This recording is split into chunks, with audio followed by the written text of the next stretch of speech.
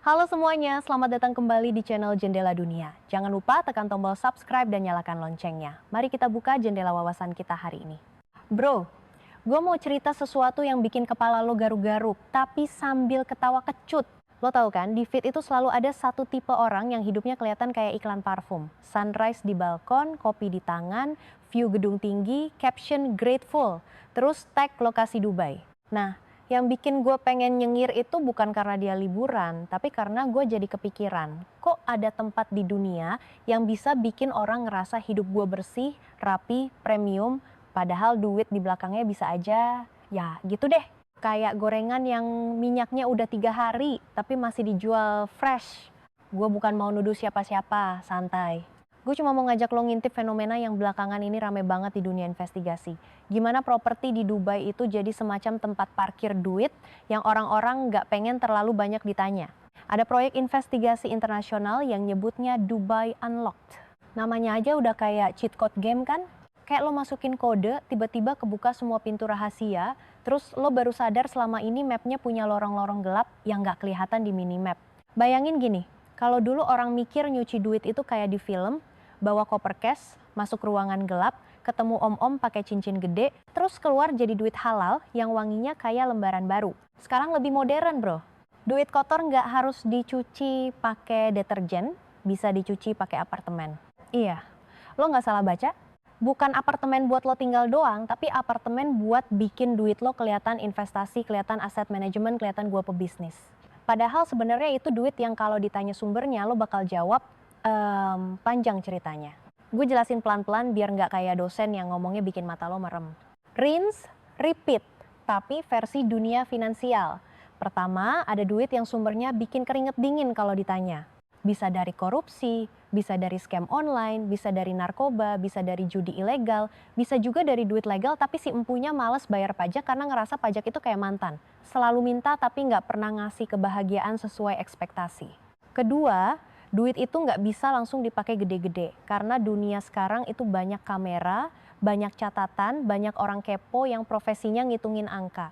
Lo mau beli barang mahal, lo mau transfer besar, lo mau buka rekening, pasti ada pertanyaan. Pertanyaannya bukan selalu jahat, tapi ya bikin gelisah kalau cerita lo bolong. Nah disinilah properti jadi bintang utama. Properti itu unik bro, dia mahal tapi orang nggak heran kalau ada yang beli. Dia bisa naik harga, jadi ada cerita capital gain. Dia bisa disewain, jadi ada cerita income. Nah, dia bisa dijual lagi, jadi ada cerita liquidity. Dan yang paling penting, properti itu punya aura sosial yang bersih. Orang beli apartemen, wah keren, investasi. Orang beli saham, wah pinter. Orang pegang cash banyak, nah ini baru dicurigain. Kecuali lo pedagang durian sukses, itu publik masih bisa nerima. Sekarang masuk ke Dubai. Kenapa Dubai? Karena Dubai itu, kalau bahasa warungnya, tempat orang dari seluruh dunia datang buat jadi sultan versi weekend. Mallnya gede, gedungnya tinggi, mobilnya kinclong, dan semua orang kayak punya alasan buat pamer. Lo tahu Mim, jangan kalah sama tetangga. Di Dubai, tetangganya bukan cuma RT sebelah, tapi tetangga satu planet. Dan di tengah suasana yang serba mewah itu, uang jadi gampang nyamar. Kayak lo pakai baju hitam di konser rock, ya lo nyaru. Uang gede di Dubai, banyak. Jadi kalau ada uang gede yang nggak beres, dia bisa numpang rame. Dubai Unlock ini kurang lebih ngasih gambaran bahwa ada data properti yang bisa ngebantu wartawan investigasi ngelacak siapa aja yang punya properti di sana, termasuk orang-orang yang statusnya itu gimana ya? Kalau di grup WA keluarga biasanya dibahasnya dengan kalimat, itu orang kok rame sih kasusnya, proyeknya melibatkan banyak media dari banyak negara, jadi bukan gosip tongkrongan. Mereka ngerjainnya kayak detektif, tapi detektif yang senjatanya bukan pistol, melainkan spreadsheet, database, dan kesabaran level dewa. Gue suka bagian ini, bayangin berapa banyak orang yang selama ini ngerasa aman karena properti itu dianggap cuma aset, bukan petunjuk. Mereka mikir, kalau gue punya apartemen di Dubai atas nama ini atau itu, siapa juga yang peduli. Tapi begitu data kebuka, pola-pola itu kelihatan. Ada orang yang punya beberapa unit, ada yang pakai banyak nama, ada yang pakai perusahaan, ada yang pakai keluarga, ada yang pakai kombinasi semuanya. Itu bukan berarti otomatis salah ya. Lu juga bisa beli properti buat investasi sah. Tapi pola itu bikin orang mulai nanya, kenapa harus serapi itu? Kenapa harus setebal itu lapisannya? Kenapa harus sekuat itu kabutnya? Oke, sekarang gue ajak lo main imajinasi. Lo seorang penjahat kelas premium, atau pejabat korup, atau raja scam, atau ya orang yang duitnya bikin pemerintah pengen ngobrol serius. Lo punya duit banyak, tapi lo nggak bisa taruh di rekening pribadi karena bakal ketahuan. Lo juga nggak bisa pamer di kampung karena tetangga lebih cepat dari CCTV dan petugas pajak lebih cepat dari notifikasi Shopee. Lo butuh tempat. Lo cari tempat yang punya 3 sifat, aman, nyaman, dan nggak banyak nanya. Kayak kosan idaman tapi versi miliaran. Dubai menawarkan itu lewat pasar properti yang global. Lo bisa beli apartemen mewah, bisa beli villa, bisa beli unit dengan pemandangan yang bikin orang percaya hidup lo sudah selesai masalahnya. Pembelian itu bisa dilakukan lewat struktur yang bikin nama lo nggak nongol terang-terangan. Ada yang lewat perusahaan, ada yang lewat nomine, ada yang lewat berbagai lapisan kepemilikan. Dan karena properti itu sendiri kelihatan legit, orang luar cuma lihat, oh investor. Padahal bisa aja itu investor yang kalau dicek latar belakangnya ada cerita panjang yang nggak cocok buat dibahas sambil makan mie instan. Sekarang gue masuk ke mekanismenya, tapi gue bikin tetap kayak cerita. Tahap pertama, si duit masuk, misalnya duit low cash atau duit dari transaksi gelap. Lo nggak bisa langsung bawa koper ke developer sambil bilang, Mas, gue mau beli penthouse cash ya. Bisa sih, tapi lo bakal diliatin kayak orang baru keluar dari sinetron. Jadi biasanya duit itu diubah dulu. Bisa lewat rekening perusahaan, bisa lewat orang lain, bisa lewat transaksi yang kelihatan bisnis. Yang penting dia masuk ke sistem. Ini kayak lo masuk klub malam, lo nggak bisa masuk pakai kaos oblong bolong, lo harus ganti outfit dulu biar security-nya ngangguk. Tahap kedua, duit itu muter. Ini bagian yang paling bikin pusing. Duit bisa pindah-pindah. Beli 1 unit, terus dijual ke perusahaan lain yang masih satu jaringan, terus dibeli lagi, terus disewain, terus ada biaya renovasi, biaya konsultan, biaya manajemen, semua itu bikin jejaknya rame. Kalau ada yang ngelacak, dia kayak ngejar ayam di pasar, ayamnya lari-lari, orangnya ngos-ngosan. Ini disebut layering, tapi gue lebih suka nyebutnya bikin kabut. Karena tujuannya biar siapapun yang nanya jadi capek duluan. Tahap ketiga, integrasi. Setelah lo bikin kabut, lo tinggal nikmatin hasilnya. Lo punya properti yang sekarang kelihatan sebagai aset legal, lo bisa jual, dapat uang, bersih dari transaksi jual beli properti. Lo bisa sewain, dapat pendapatan sewa yang terlihat wajar. Lo bisa pakai properti itu sebagai jaminan, dapat pinjaman. Dan di sini, duit lo sudah ganti baju. Dari baju preman jadi baju kantor, dari sendal jepit jadi sepatu kulit. Orang-orang bakal bilang, wah bisnis properti memang cuan. Mereka nggak tahu kalau cuan itu kadang hasil dari perjalanan uang yang muter-muter, kayak naik angkot, nggak tahu trayek. Terus lo mungkin nanya, bro ini kok kayak teori konspirasi? Nah, yang bikin ini bukan sekadar teori adalah adanya investigasi yang nyambungin data properti dengan orang-orang yang punya catatan kriminal, atau jadi buronan, atau kena sanksi. Ada juga cerita-cerita tentang skema penipuan besar yang jejak propertinya nyampe ke Dubai. Jadi bukan cuma katanya. Ini lebih kayak, nih buktinya, lo mau bilang apa? Tapi gue juga nggak mau jadi orang yang sok suci. Gue tahu banget banyak orang beneran beli properti di Dubai karena bisnis, kerja, atau investasi legal. Dubai itu kota global, jadi wajar. Yang jadi masalah adalah ketika transparansi kepemilikan itu longgar, orang jahat bisa numpang. Dan kalau orang jahat bisa numpang artinya sistemnya punya lubang. Lubang itu bukan kecil bro. Kadang lubang itu selebar pintu garasi cuma ditutup karpet mahal. Sekarang gue tarik ke hal yang lebih ekonomi, biar ini bukan cuma drama. Kalau properti jadi tempat parkir duit global, apa dampaknya? Pertama, harga bisa naik bukan karena kebutuhan orang tinggal, tapi karena kebutuhan orang nyimpen uang. Ini mirip kayak di kota-kota besar, harga rumah naik bukan karena semua orang tiba-tiba butuh rumah, tapi karena rumah jadi instrumen investasi. Bedanya, di sini investornya bisa lintas negara, dan sebagian mungkin duitnya nggak jelas. Kalau permintaan datang dari orang yang tujuan utamanya bukan tinggal, tapi nyimpen, maka harga bisa lebih liar. Karena harga wajar itu buat orang yang mikir pakai logika hidup, bukan logika kabur. Kedua, ada efek ke sistem keuangan. Properti itu bisa jadi jaminan, bisa jadi aset untuk pinjaman, bisa jadi produk investasi. Kalau ada banyak aset yang asal-usul duitnya bermasalah, itu bikin risiko reputasi dan risiko finansial buat pihak-pihak yang terlibat. Bank, developer, agent, semua bisa kena imbas kalau tiba-tiba ada skandal. Dan skandal itu bukan cuma bikin trending ya, tapi bisa bikin regulasi berubah, transaksi dipersulit, biaya kepatuhan naik. Yang repot bukan cuma penjahat, tapi juga orang biasa yang cuma pengen beli rumah tanpa drama. Ketiga, ini bikin persaingan nggak sehat. Ini bagian yang gue suka pakai analogi warung. Bayangin ada 2 warung nasi goreng. Warung A jualan beneran, dia butuh untung buat bayar sewa, bayar gas, bayar listrik, bayar karyawan. Warung B sebenarnya cuma butuh tempat buat muterin duit. Jadi dia bisa jual murah banget bahkan rugi, karena tujuan utamanya bukan untung, tapi menghalalkan uang. Akhirnya warung A mati pelan-pelan. Di dunia properti versi besarnya juga bisa terjadi.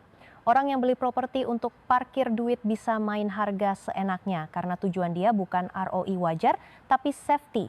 Lo tahu nggak yang paling lucu tapi tragis? Banyak orang di luar sana ngeliat gaya hidup sultan dan langsung mikir, gue harus kayak gitu. Padahal sebagian dari gaya hidup itu mungkin hasil dari sistem yang bikin duit gelap bisa tampil rapi. Ini kayak lo ngiri sama orang yang bodinya bagus tapi ternyata dia pakai filter atau pakai doping. Lo latihan mati-matian, dia tinggal edit. Dunia finansial juga punya versi edit, offshore, shell company, nominee, dan sekarang shell apartment. Nah, Dubai Unlock bikin orang makin sadar bahwa properti bukan cuma soal tempat tinggal atau investasi biasa. Dia bisa jadi alat, dan alat itu dipakai oleh berbagai tipe orang. Ada oligark, ada selebriti, ada pengusaha, ada politisi, ada kriminal. Semua bisa kumpul di satu pasar karena pasar itu global. Kadang gue ngebayangin pasar properti Dubai itu kayak mall. Di satu toko lo bisa ketemu orang yang beneran kerja, di toko sebelah lo bisa ketemu orang yang duitnya hasil main belakang. Bedanya di mall lo bisa lihat wajah, di pasar aset yang kelihatan cuma nama di kertas. Terus gimana cara struktur itu bekerja? Di level sederhana, seseorang bisa beli properti atas nama perusahaan.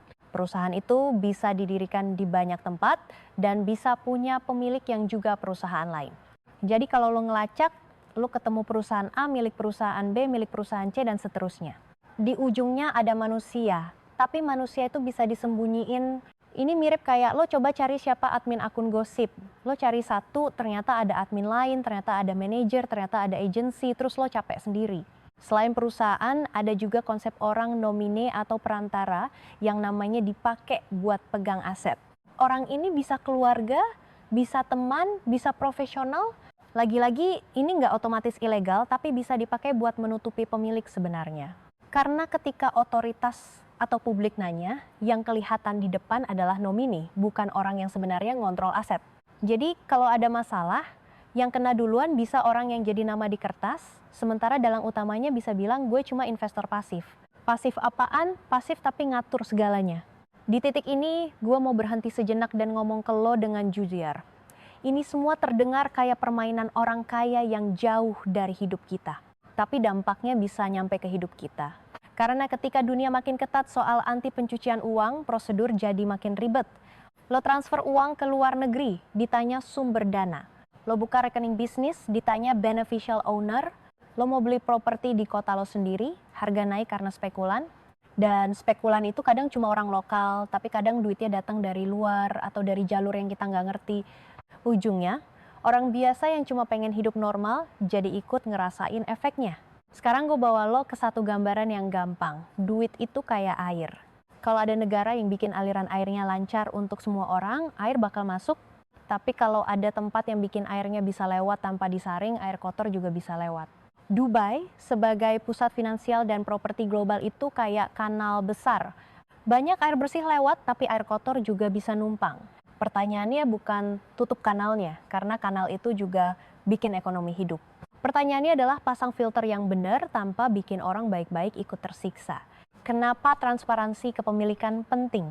Karena kalau lo nggak tahu siapa pemilik sebenarnya, lo nggak bisa minta pertanggungjawaban.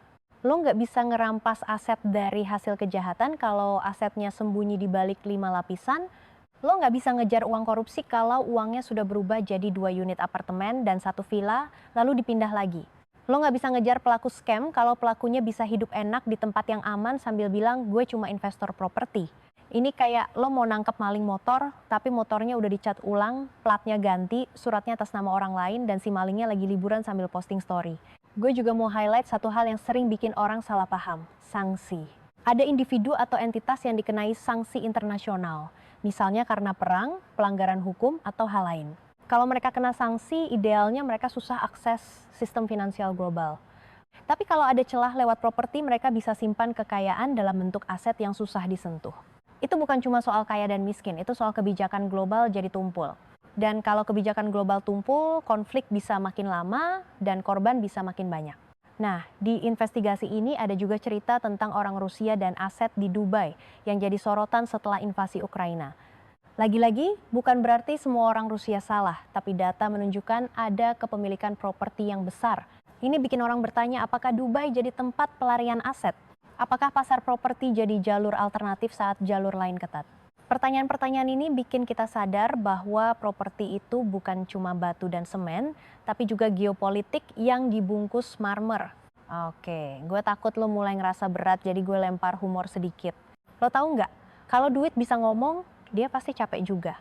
Dari rekening ke rekening, dari negara ke negara, dari perusahaan ke perusahaan. Masa tuh dia kayak temen lo yang hobi pindah kerja tiap 6 bulan, tapi alasan di LinkedIn selalu seeking new challenges. Padahal tantangannya cuma satu, gimana caranya nggak ketahuan. Sekarang gue masuk ke bagian yang sering bikin orang kepo. Terus siapa sih yang bocorin data? Di banyak kasus investigasi global, sumber data itu bisa macam-macam. Yang jelas, tim investigasi biasanya nggak cuma dapat data terus publish mentah. Mereka verifikasi, mereka cross-check, mereka kerjasama lintas negara. Mereka sadar konsekuensinya gede. Salah tuduh bisa kena gugatan, bisa merusak reputasi. Jadi mereka cari pola, cari bukti pendukung, cari konteks. Ini bukan konten spill the tea yang besok hilang, ini kerjaan yang bikin orang susah tidur.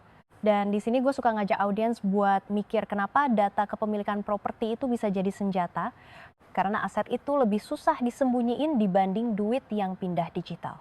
Lo bisa pindahin uang dalam detik, tapi apartemen nggak bisa lo geser ke negara lain.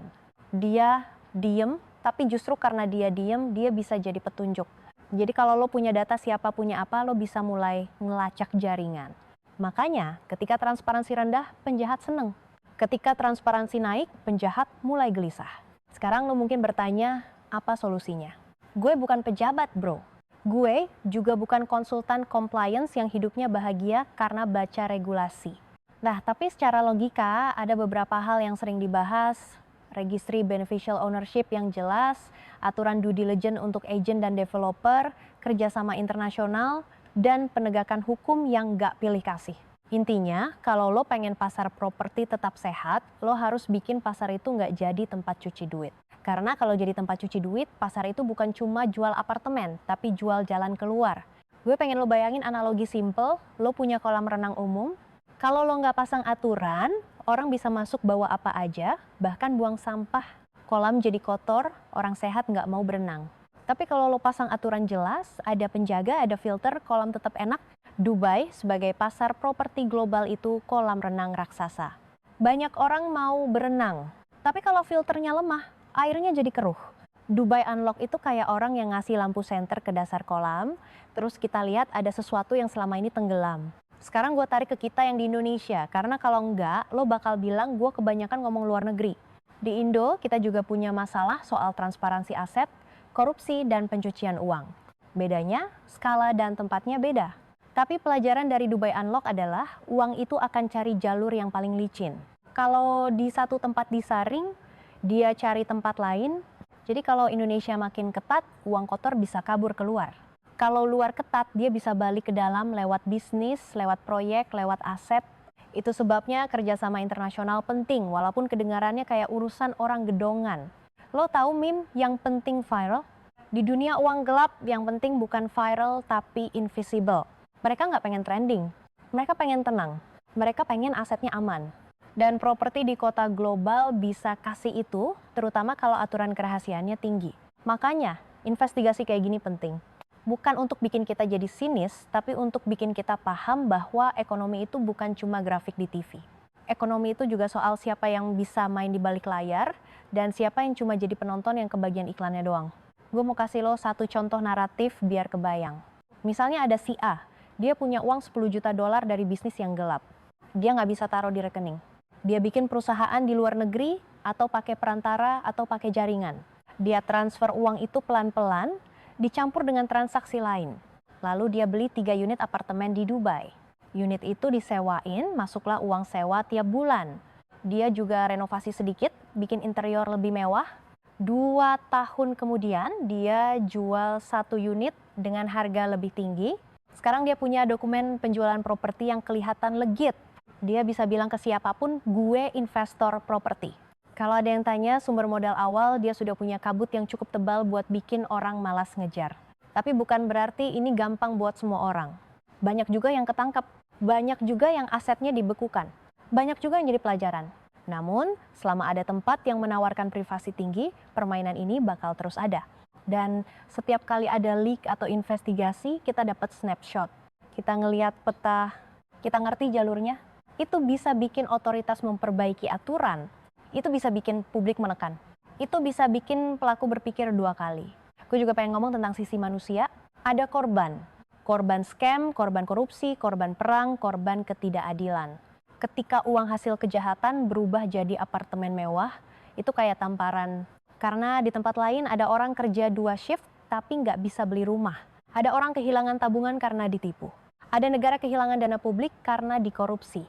Uang itu nggak hilang, cuma pindah bentuk jadi marmer, jadi kaca, jadi view laut. Dan itu bikin orang marah, wajar. Tapi gue juga pengen kita nggak berhenti di marah. Karena kalau cuma marah, kita capek.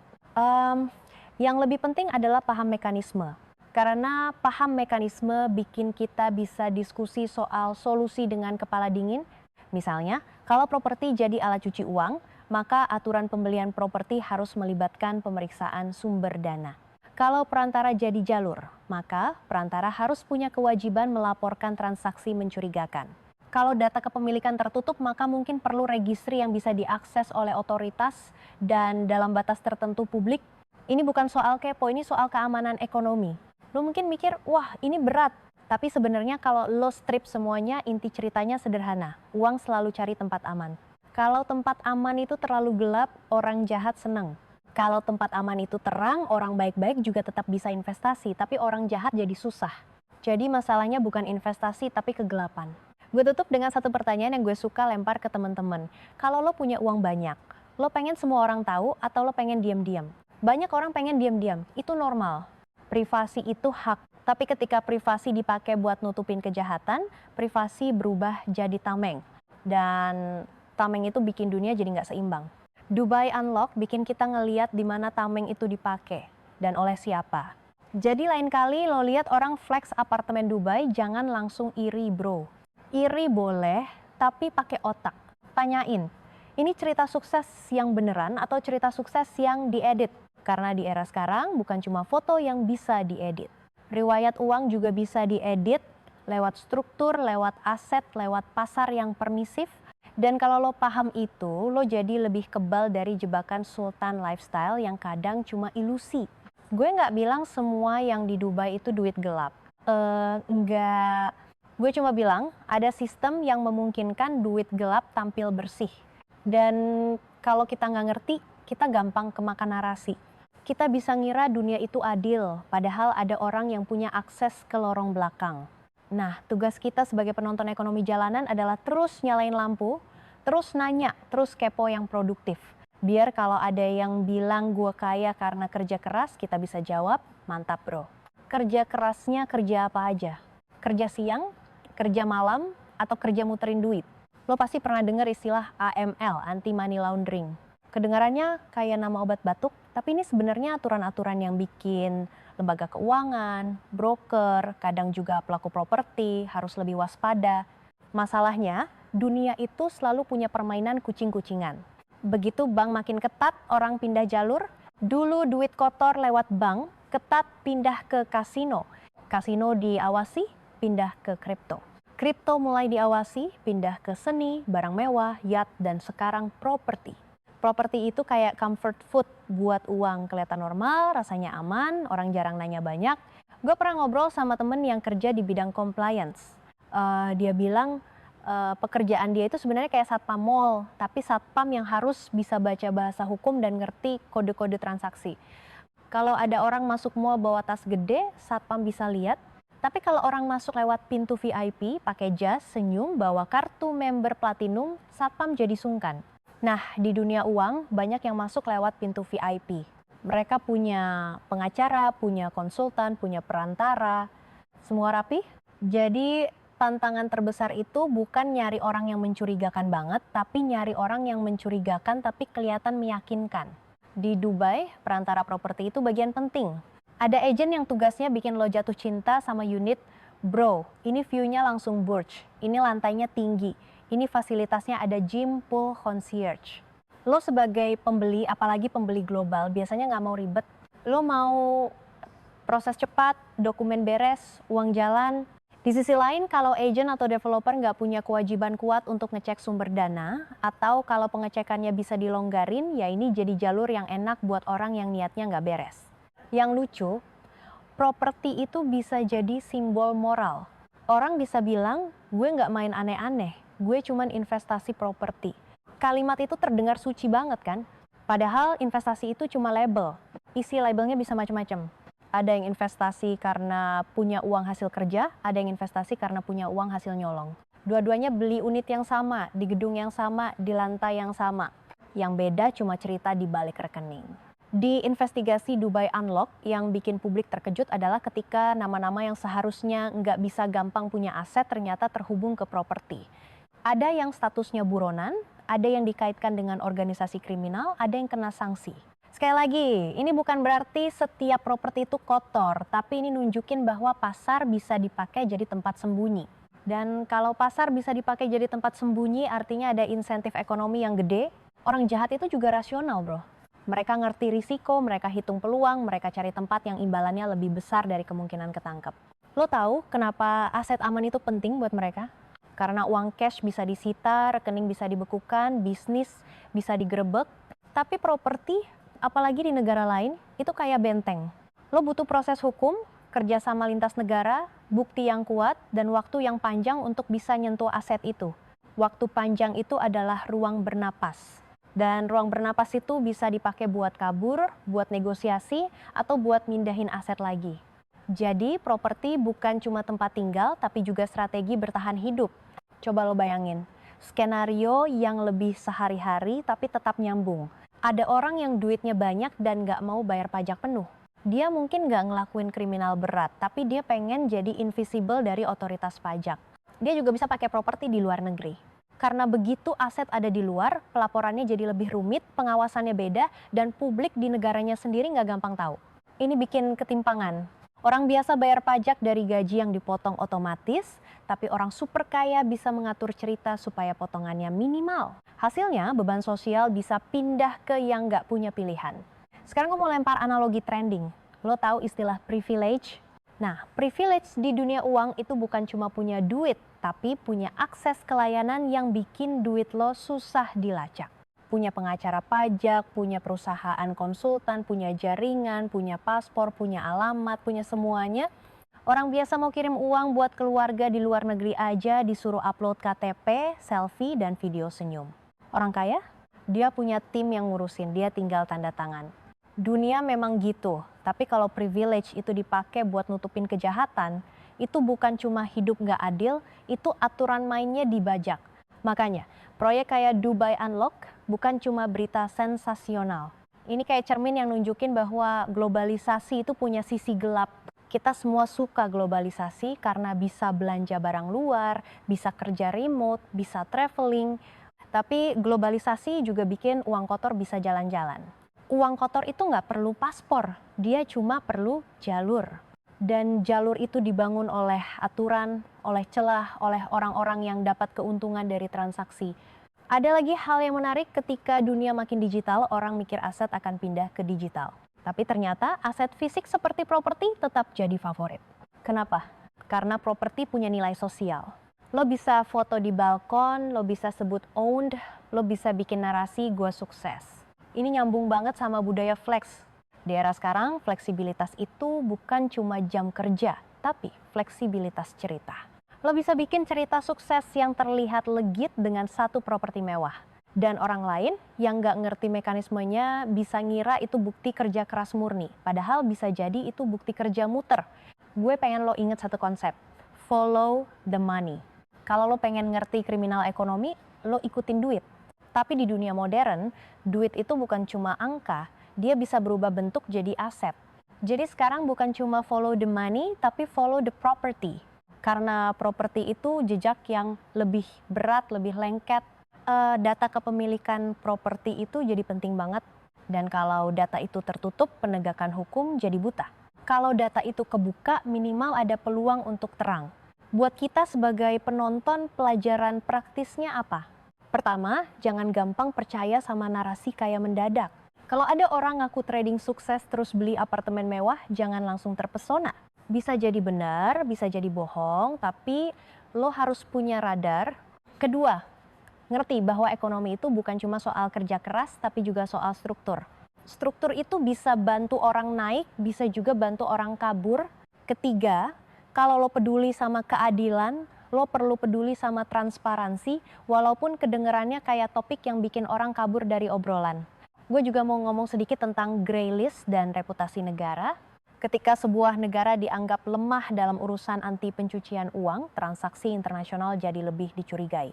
Bank-bank jadi lebih ketat. Biaya transfer bisa naik, perusahaan bisa kesulitan kerjasama. Ini efek domino. Jadi kalau ada tempat yang dikenal sebagai surga sembunyi aset, reputasinya bakal jadi sorotan.